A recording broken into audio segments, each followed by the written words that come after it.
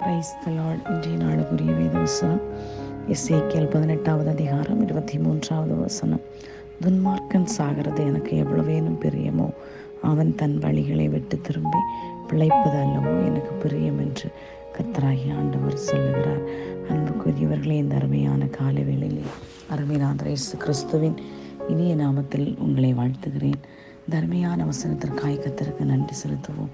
இவ்வளோ ஒரு அருமையான வசனம் பாருங்க. கர்த்தர் நம்மை நேசிக்கிற தேவனாய் இருக்கிறார். காரணம், ஒரு நியாய பிரமாண காலகட்டத்தில் ஒரு நியாயமும் நீதியும் எவ்வளவு இம்பார்ட்டண்ட்டாக சொல்லப்படுதோ கர்த்தர் அதுபோல இந்த நாட்களில் விசுவாசத்தின் மூலம் நீதிமானாக்கப்படுவது, கர்த்தருடைய கற்பனைகளுக்கும் கட்டளைகளுக்கும் கீழ்ப்படிந்து அவருடைய வசனத்தின்படி நடக்கிற உத்தம மார்க்கத்தார் பாக்கியவான்கள் என்று சொல்லப்பட்டிருக்கு.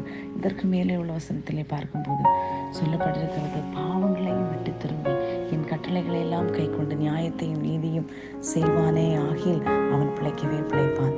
ஒருவன் துன்மார்க்கமாய் நடந்து தன்னுடைய எல்லா காரியங்களிலும் அசுத்தமாய் நடந்தாலும் ஒரு நாளிலே அவன் கர்த்தரை நோக்கி பார்த்தால் விடுவிக்கப்படுவான் என்று சொல்லப்பட்டிருக்கிறது. அதே போலதான் நம்முடைய புதிய ஏற்பாட்டிலே சொல்லப்பட்டிருக்கிறது, தம்மை நோக்கி கூப்பிடுகிற யாவருக்கும் கர்த்தர் ஐஸ்வர்ய சம்பன்னராயிருக்கிறார். விசுவாசத்தினால் நீதிமான் பிழைப்பான் என்று சொல்லப்பட்டிருக்கிறது.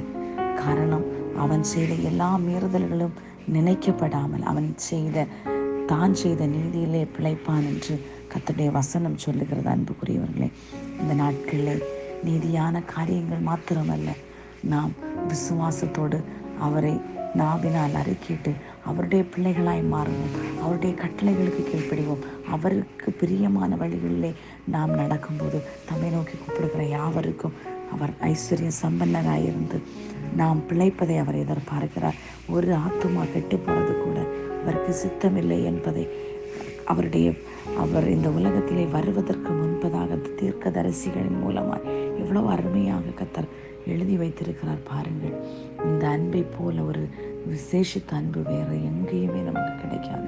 மனுஷன் மாறி போவான், ஆனால் கர்த்தரோ என்று மாறாதவராய் இருக்கிறார். ஆகையால் நீதியும் நியாயமும் செய்து கர்த்தருக்கு பிரியமுள்ளவர்களாய் நடப்போம். கர்த்தர் தாமே உங்களை ஆசீர்வதிப்பாராக. ஆமேன். God bless you all.